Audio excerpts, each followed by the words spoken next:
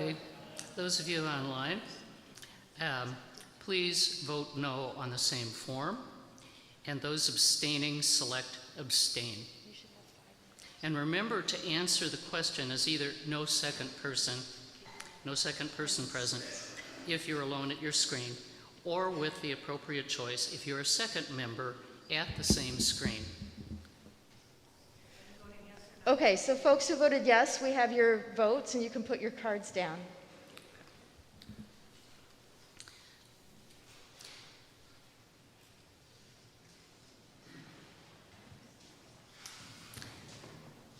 For those in the sanctuary, please raise your voting card to approve the motion. I believe we've got the count on that. All those opposed, raise your voting cards.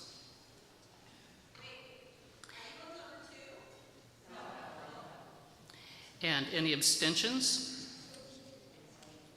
None. Okay. Allie, please let us know when the online poll is closed by announcing the results. We have total yeas of 113. No nays and no abstentions.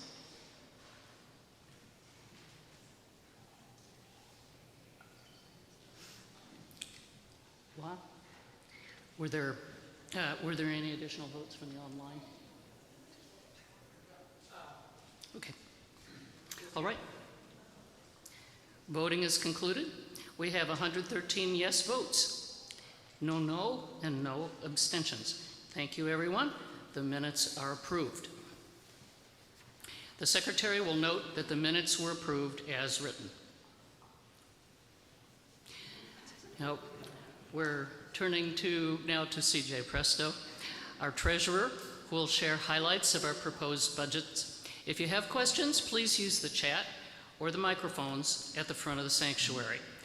He will begin his presentation. Thank you, Elaine. My name is CJ Presto. I'm UCE's treasurer, and I'm going to be presenting the 2026 budget. So if you can jump to the next slide. I'm actually going to start with a note of accolades and thanks to the Pledge Drive Committee and the congregation. We had a very aggressive pledge drive goal, and we met that goal. Now here's the thing, we met the goal at the 11th hour, so next year, if you can get those pledges in a bit early, that would help. But the reason this is important, and you can see it on the slide up here, pledges drive 80% of UCE's revenues. And then if you include other contributions, that's 87% of the total revenues of the church. So this is, I think I've got it in the first bullet, this fuels UCE's growth. So when we look at all the programs, all the great staff and ministers, most of that comes from the pledge drive.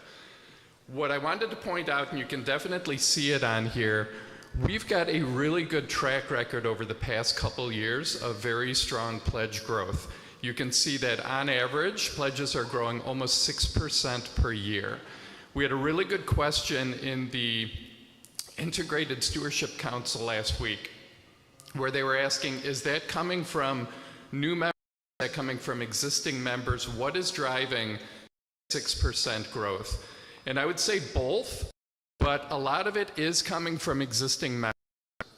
If you take a look at the red line, that is median pledges for existing congregants, and you can see that's growing as quickly as the total pledge revenues.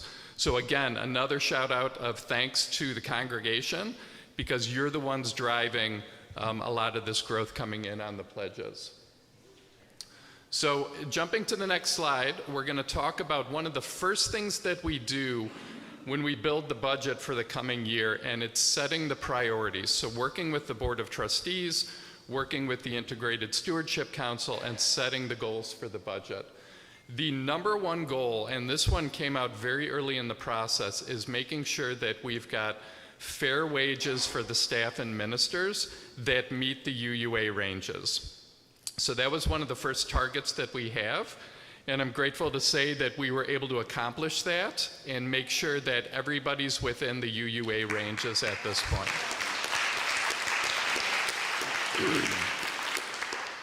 The other thing I want to point out is the second bullet.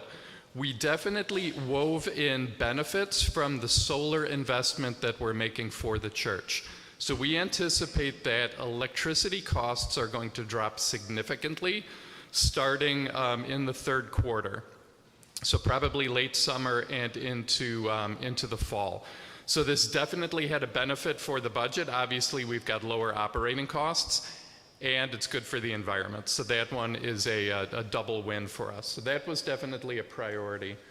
The kudos on the solar.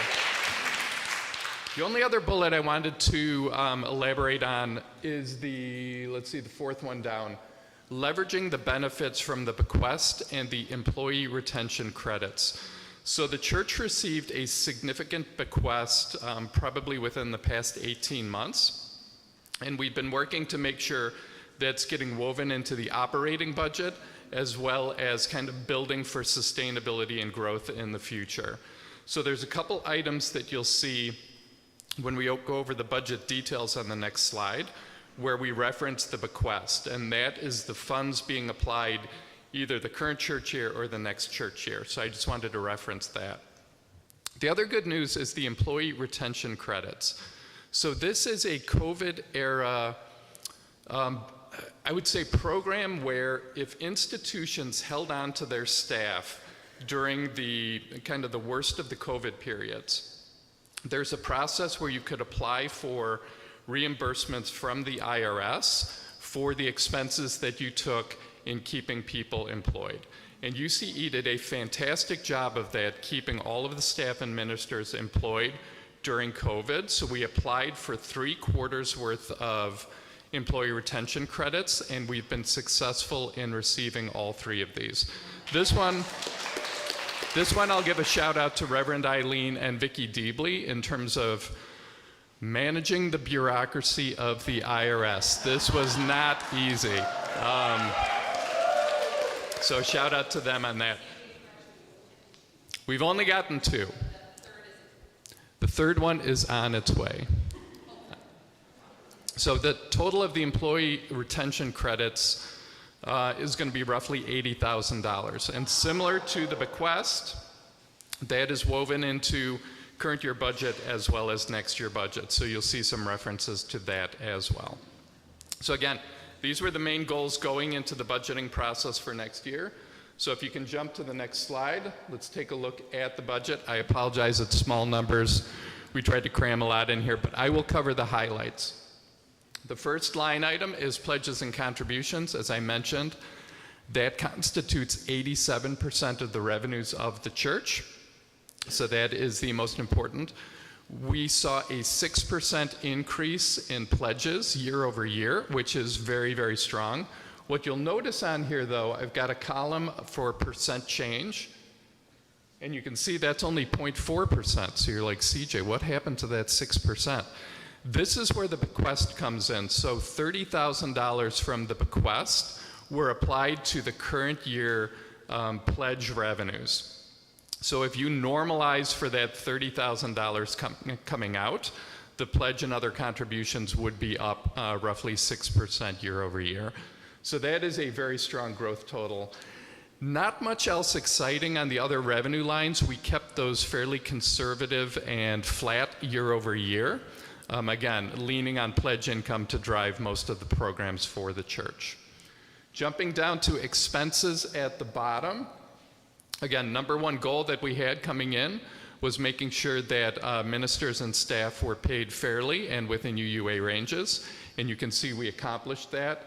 That one is about a 6.4% year over year increase. So it is the largest expense line item for the church, and it's one of the bigger increases.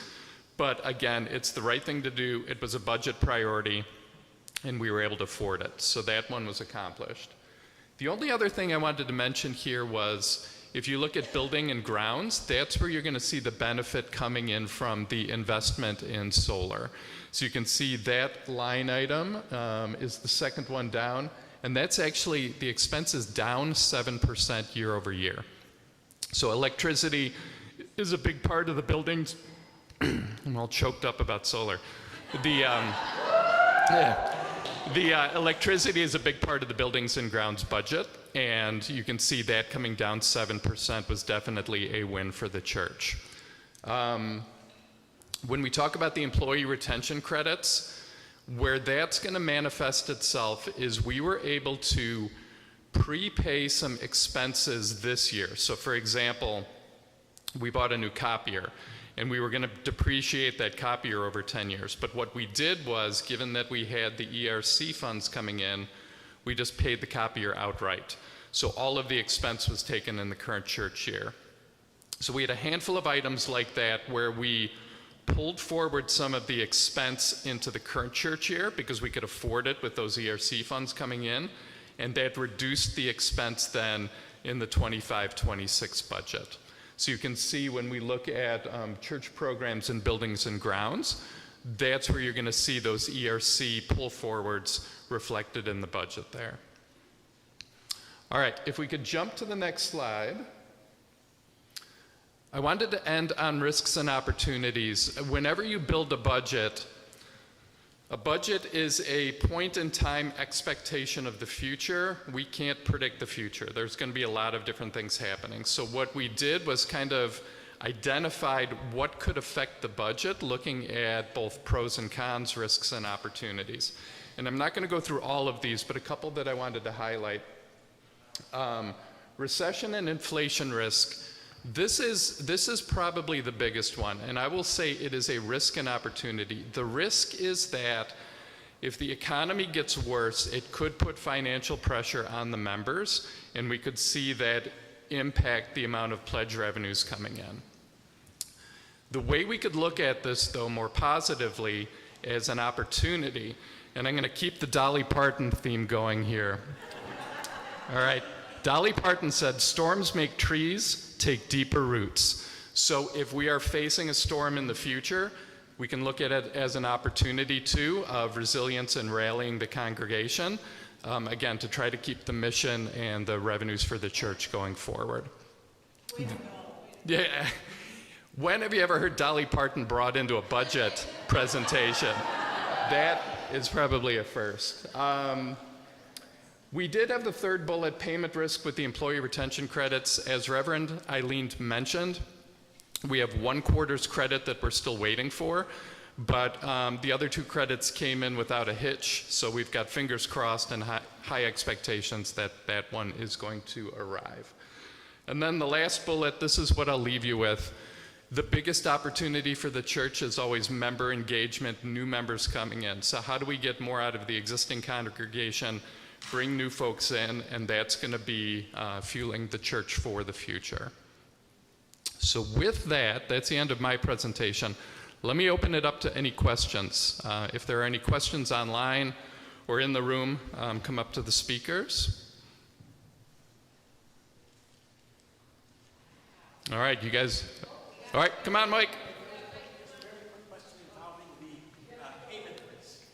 Is that simply a bureaucratic risk or a political risk? That is the possibility that... It is. That's a great question. It is both political and bureaucratic because unfortunately the politicians control the bureaucracy to a certain extent. The ERC funds are coming from the IRS. The IRS has been pretty consistent in their mission. DOGE impact doesn't seem to be as high. We've also got a commitment to the funds. The bigger risk might be on the solar credits because those are a little further out in the future. So I don't know what kind of odds to put on those. I just wanted to make sure that the congregation was aware that there might be some risk in that, given that, again, it is controlled by the politicians at this point. All right, Mike, you're up. All right, if I might clarify that point on the renewable energy credits, we'll need to look forward to 2026, about mid-year, for those to hit, because the IRS is going to need to look and see how those panels have performed over the year. That'll be a great chance for us to see them perform as well. There's a non-zero chance the support might not be there, and thus it helps inform my question regarding the input from the resulting savings that are exciting to see plugging into buildings and grounds. We can expect then that a bit like a good old-fashioned stereo system, we're plugging the output from the solar in a metaphorical sense into the input of the buildings and grounds budget.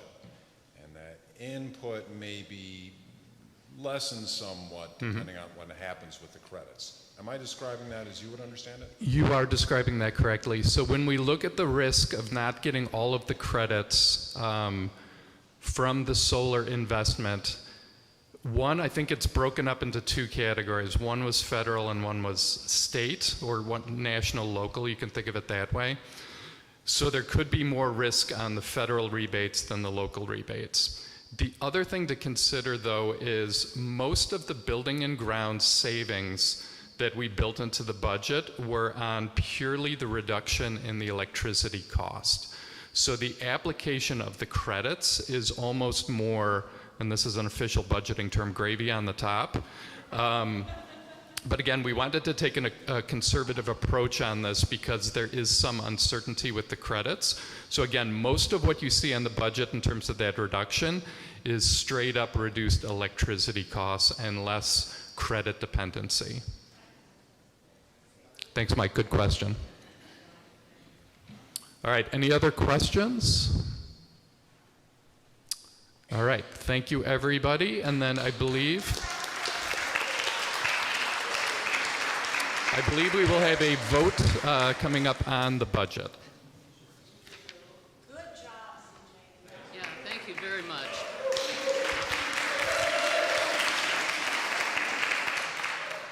And I'll ask again if there are any other questions regarding the presentation. There being no further questions, I'll entertain a motion on approving the budget. Motion. All right. Let's see, we have a motion to approve the 2025-26 fiscal year operating budget. Any questions about the motion? Once more, no more questions? So let's reiterate the instructions for voting. Kara, will you please put up the voting poll? You need a second? Yeah, let's have a second. Second? Okay, thanks. All in favor? Please vote yes on the poll.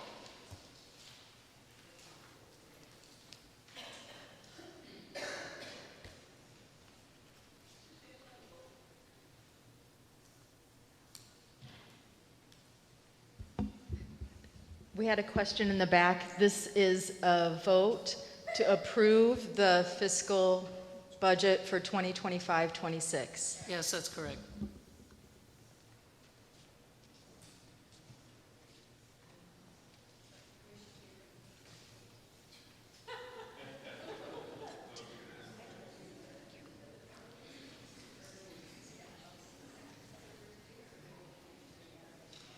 All right, we have all the votes in person accounted for.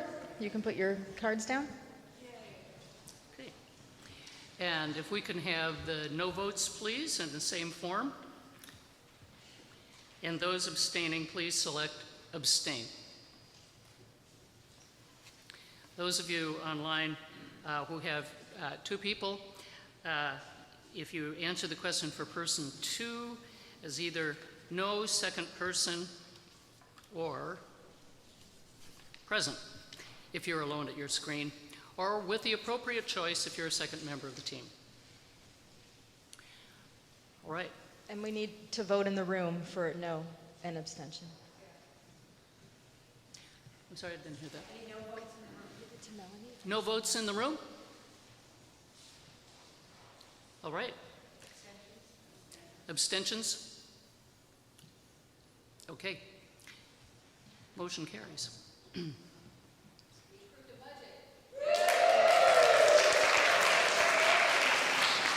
Allie needs to announce the tally. Yeas, 119, nays, 0, and 1 abstention. Thank you, everyone. We're delighted to have the 25-26 fiscal year operating budget approved. Next slide, please.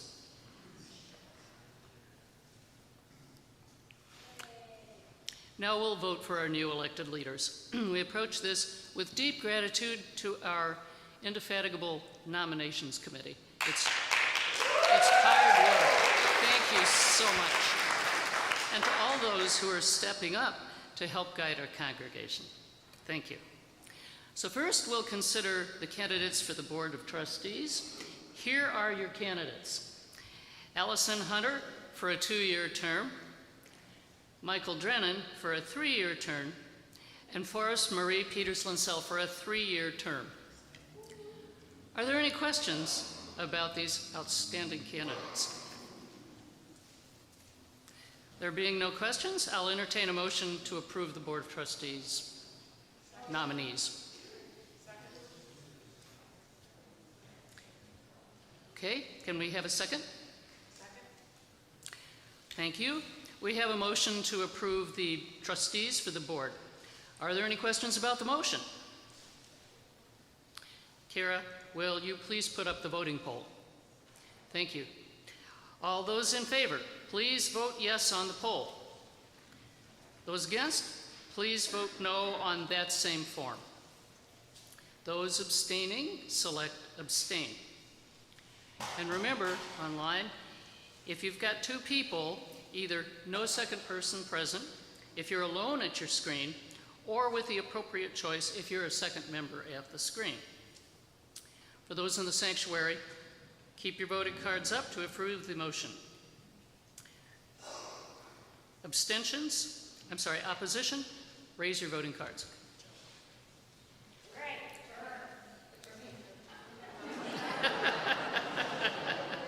That makes it easy. Okay. We have the count in the room, and you can put your cards down. Any abstentions? Okay, we have an abstention. And online? Allie, can you please let us know when the online poll is closed? By announcing the results.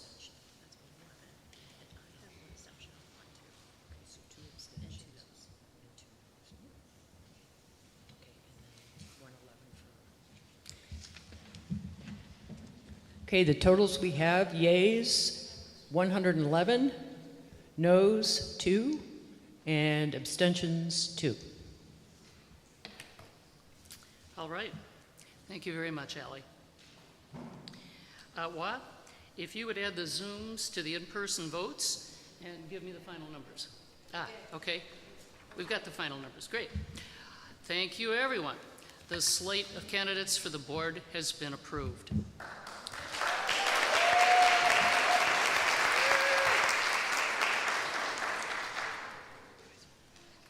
Okay, let's move on to the election of our new endowment trustees. We've got 2 candidates, Shirley Adams for a 3-year term and Jean Butson for a 3-year term. Does anyone have any questions about these candidates? There being no further questions, I'll entertain a motion to approve the endowment trustees. Okay. All right.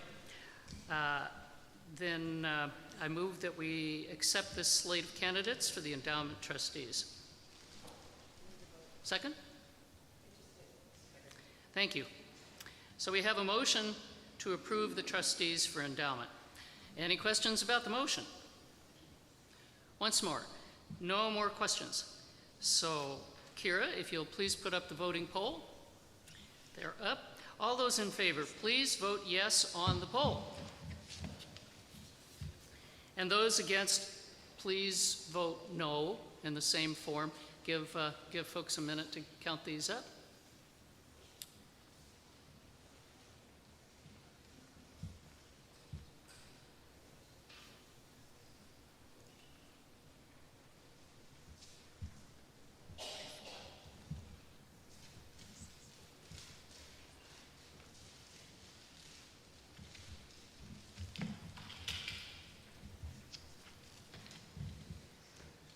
The vote has been, or the totals have been taken in the sanctuary, so you can put your tired arms down.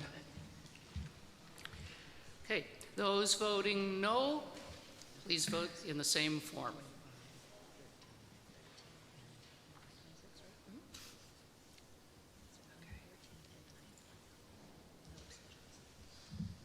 Okay. Abstain? Any abstentions? Those online, remember that for person 2, indicate either no second person present if you're alone at the screen, or with an appropriate choice if you're the second member of the same screen.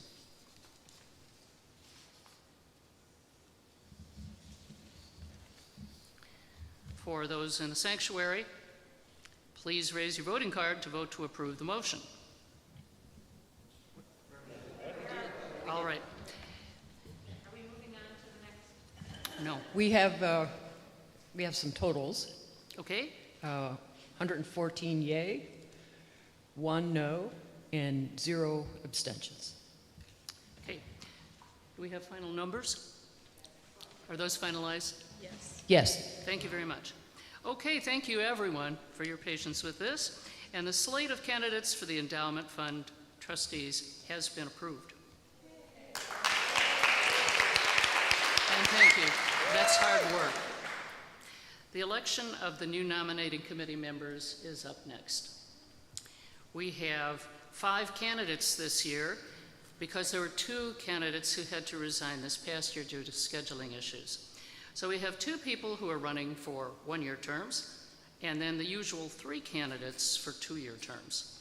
So the candidates for 2-year term are Peggy Clunan, Elizabeth Kennedy for a 2-year term, Sue Larson for a 2-year term, Cheryl Mounts for a 1-year term, and Mary Beth Roth for a 1-year term. Any questions about these candidates? There being no questions, I'll entertain a motion to approve the members for the nominating committee. Second? Second. Okay, we have a motion to approve the slate for the nominating committee. Are there any questions on the motion? No questions? Kira, can you put up the voting poll, please? All right. All those in favor, please vote yes on the poll.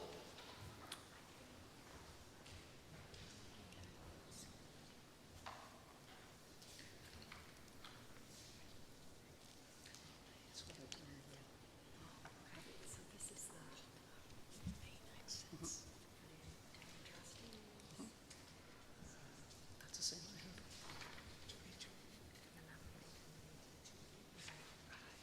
Yeah, I think that's kind of cool.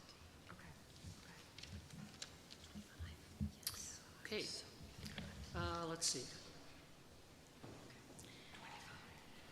Do we have a vote count?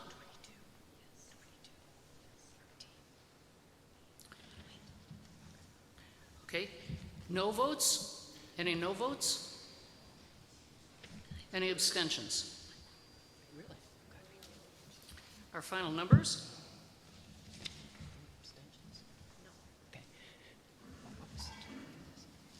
So the total yays, 108, 1 no, and 0 abstentions. Thank you very much. Everyone, thank you. The slate of candidates for the nominating committee, the nominating committee has been approved. Thank you very much for your patience. All right, a quick report on the state of the congregation. During the year of my presidency, I have been gratified to see a significant increase in the openness and the cohesion of this congregation.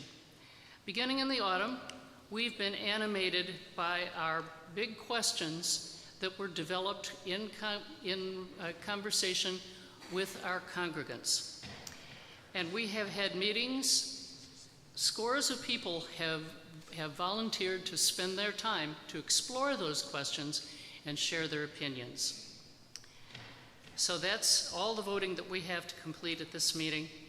And I hope you are all able to review the reports, including the one on the state of the congregation.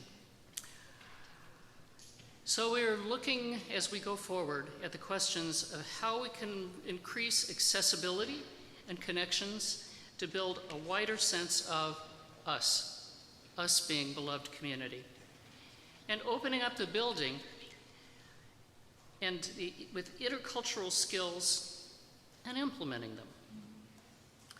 So the board will be pursuing how to put this into effect and how to create further action on this on these questions and on the answers that you've proposed, and putting those answers into practice. And one thing that the board will be pursuing is interest in reviewing the name of our congregation and maybe changing it, as was discussed this morning in our message from Reverend Eileen. Another thing that we can expect to see coming up is that Reverend Susan and the Congregational Connections team will be pursuing our chalice conversations, which are one-to-one listening conversations that are conducted with our new members, to be conducted also with the longer-term members as we help grow connections and community within UCE. In the interest of time, I refer you to those reports. And now our senior minister. Next slide, please. Not a slide? You don't have a slide? All right. Hi. Hey. This might be the shortest annual meeting we've ever had. Can we just ask for that? No, okay. I just want to say what a great year it has been. So many wonderful things that have lifted my spirits, that have, I think, gotten us all through some really hard things ahead, but I feel that we are stronger than ever in our feelings of connections to one another, to our leaning into joy and expanding joy. As I mentioned in my sermon this morning, the Meeting Our Interfaith Neighbors class was a real highlight for me, and I just want to thank the 6 communities that spent their time with us. Beth Emmett, the Free Synagogue, our neighbors across the street, Buddhist Temple, Baha'i Faith, the St. Mark's Episcopal, the Muslim Community Center of Morton Grove, and of course Ebenezer AME. And we are planning to do this. If you didn't have a chance to do this class, we will do this again. This was really successful, and we hope to do it maybe in a cycle of every other year. So look for that. I want to highlight and just give such a huge shout out to our young adult group that is, if you're a young adult that has participated in the young adult group this year, just stand up or raise your hand. Yes.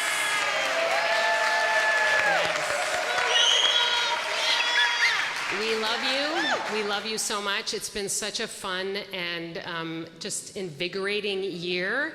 We gathered together a couple weeks ago and just really tried to get as many people as possible there. And we had about 25 of us show up on a Friday night to talk about what is the future of the young adult group at UCE. And they were excited to be like, let's meet every week and talk after the service about the sermon. I'm like, I love that. Game nights once a month, and social activities, and also the thing that they said that really just warmed my heart is that they really feel like they don't want to be like a separate group, right? They want to be a part, integrated with everybody, and I just am really grateful and inspired by that. And I think that's such an important thing for us to really embrace. I want to just share my extreme gratitude for both the auction and the rummage sale, those teams. So if you've been on those teams, raise your hand. So much love to you all. What beautiful. Not only did they raise more money than we even budgeted, which is of course amazing, but more importantly, they built community, and they continue to build community, both of those events. All of the social gatherings that are spawned by the auction are continue to be helping people make connections and get to know each other better. And the rummage sale was just a beautiful example of how we are the face in the community that we're projecting out there. Was so well received, and people came in and were like, "Hey, I'm your neighbor. Can I just come and volunteer?" And they were warmly welcomed and received, and it was just very uplifting to be here that whole week and for the sale. And so I'm just super grateful for you all for doing such a good job with that. And then that the solar panels are up on our roof, you all. So amazing. And I just want to thank and give our gratitude. I'm looking up, who knows where you are, Barbara Young. You're all around us. We are so grateful for your generosity and for enabling us to be able to do this incredible thing and to be able to not only reap the benefits of lower ComEd bills, which is really helpful, but to be a model for the community, to be able to also be inspired to do similar take similar actions for the environment. So we are very grateful. We are humbled by that gift, and you'll be hearing more about that. The switch is hopefully going to be flipped with ComEd by mid-June is what our expectation is. So they got put up much quicker than we thought they would. So that's really exciting. And then the final thing I want to just look forward to is that Reverend Susan and I are planning a Living Legacy tour to Selma in Alabama in September. If you haven't seen that in the newsletter, keep an eye out for that. It will be a tour of those sacred sites that our congregation and our Unitarian Universalism has special ties to. So I hope you'll join us for that or consider joining us for that. Gratitude to our amazing staff. I just want to name them all and say how much I love them and how much I love working with them, how dedicated they are to you, and what a privilege it is to serve with them. Reverend Susan, Kathy Underwood, Emma Farrell, our intern. Yay, Emma is doing great. Adam Goff, who isn't here. Thank you, Nathan, again for filling in today. Tori Foreman in the office, our office administrator. Vicki Hellier, who has built the choir into such an inspiring, soul-filling experience. We're so grateful to the choir. And Gregory Schifrin, who isn't here, and thanks to Ken, who filled in. Vicki Deebley, who manages all of our finances so effectively and helpfully. Thank you, Vicki. Stephen Eason, who is our custodian, I'm sorry, do you have a question for us, Marie? Prior to you finishing your announcements, between the online people who definitely did not hear your ICE announcement, as well as the folks who are eating, would you feel appropriate to take a few minutes to review the ICE information you shared so everyone can hear? We specifically did not do that for because it's being shared on, so we don't want that broadcasted. Yeah, sorry folks, but we can definitely fill you in. If you have questions, we can certainly fill you in a separate way. Thank you for asking the question for us, Marie. I just want to name Stephen Eason, who is our custodian, who has managed the maintenance and the caretaking of our building, especially in the absence of our beloved Liz Kennedy Eason, his spouse, and our dedicated sexton, who has been a part of this congregation for 25 years. Good news is that Liz is through all of her treatments. Glory be. And we hope that she'll be able to come back in a limited way, at least by the fall. We are so grateful to Kathy Talmadge, who serves in the kitchen and does our lobby staff during the week, and Sean Talmadge, who is our Sunday lobby staff, and Jeannie McCullough, who is our lobby staff, and Julia Ash, who serves and takes care of our little ones every Sunday. So she's been with us forever. That's all I have, y'all. I'm so grateful for all of you. Thanks for being with us today and helping us conduct the business of the congregation. Elaine, do you want to close us out? Oh, sorry, is it Melanie? Okay. Yeah, we have a little more stuff. A little more. Don't go anywhere. You're going to want to hear this. I invite Melanie Kitchener here, a member of our denominational affairs team, to share some information about the upcoming General Assembly.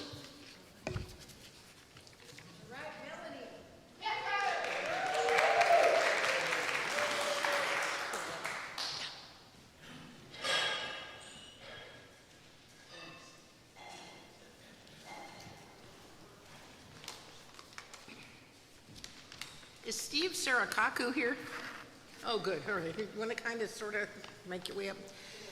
The Denominational Affairs team seeks to strengthen ties between UCE and the larger associations by alerting our members to resources offered by the Unitarian Universalist Association and encouraging participation in our Chicagoland area regional and national activities. We recruit UCE delegates to attend GA, the General Assembly, and we hold orientation and review sessions. Our goal is to educate UCE's delegates prior to the annual June meeting to enable them to take full advantage of the many workshops and business meetings offered at GA. Denominational Affairs also seeks grant support from the Endowment Committee to help delegates offset the cost of attending GA either in person or online. Every 3 years, the Commission of Social Witness receives proposals from congregations for congregational study action issues. They're known as CSAI, and they are issues selected by Unitarian member congregations for 3 years of study, reflection, and action. The purpose is to provide member congregations of the association with the opportunity to mobilize energy, ideas, and resources around a common issue. The end result will be a deeper understanding of our religious position on the issue and clear statements of association policy as expressed in a statement of conscience and a greater capacity for congregations to take action. I've asked Shirley Adams and Steve Sarakaku to come and share with you what it's like to actually attend GA. Shirley is not able to join us today, so she wrote a paragraph. And this is her words, "I love telling other youths why GA is so cool. I was afraid it would be like a regular convention, running from one room to another, moving among strangers, never taking a breath. But it is planned beautifully, paces smoothly, and even the business meetings have music breaks and a bit of humor to keep the point-counterpoint discussions manageable. The topics covered in workshops reflect what UUs really care about. The exhibition hall is intriguing, the bookstore is a magnet for attendees, the worship services and traditional celebrations feel new each time. Being in person with thousands of UUs is a gift and a privilege." Now we'll ask Steve to share his, oh, there he is behind me, his reflection. And, you know, if I were reading that, for Shirley, I would have tried her Georgia accent, but, you know. So I've tried to go to GA every year since 2009. And being a community with thousands of other UUs is a real treat. We share so much, yet there is great diversity, right? You learn about difference of history and geography and demographics, you know, from different parts of the country.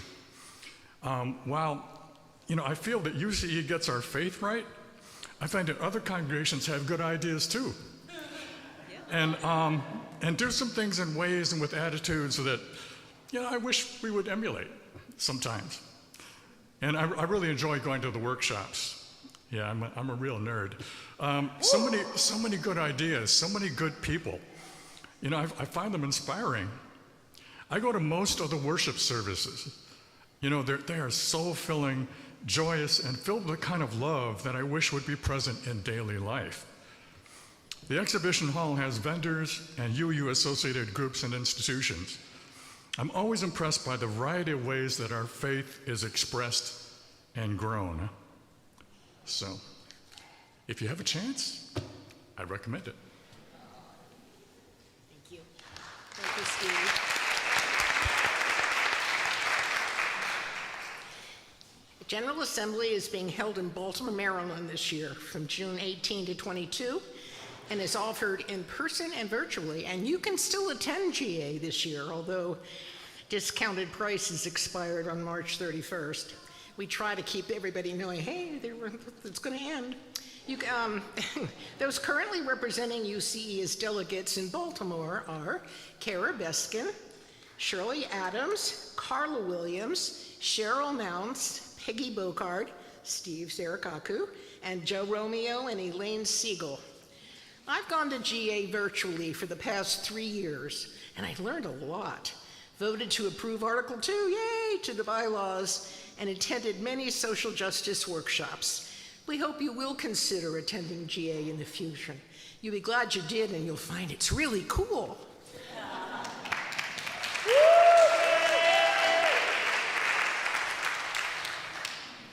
Thank you, Melanie. And I am very much looking forward to attending GA in June. It'll be the second time, and it really is a remarkable experience. Tune in online and join us. It'll be wonderful. So, before closing the meeting, before moving to close it, Reverend Eileen will have a few words.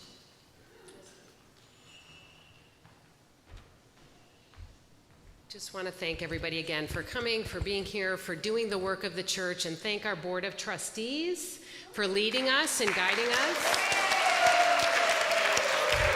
And for providing lunch today. Thank you so much for that. It was really appreciated. And thank you to all the volunteers that make the work of this church and the work of our faith alive and well here at UCE. Thank you.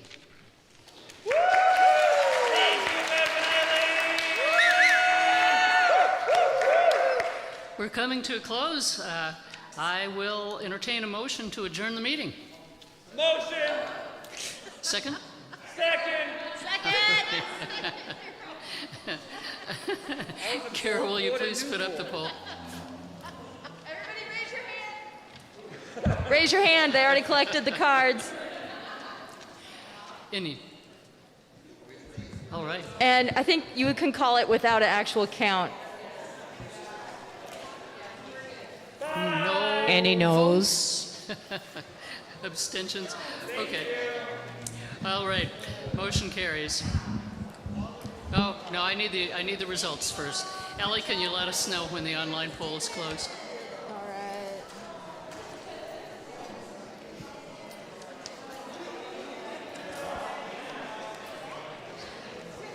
Elaine, it's 112 yes. All right. No no's, no abstentions. 112 yes. Thanks, everyone, very much. And have a wonderful afternoon.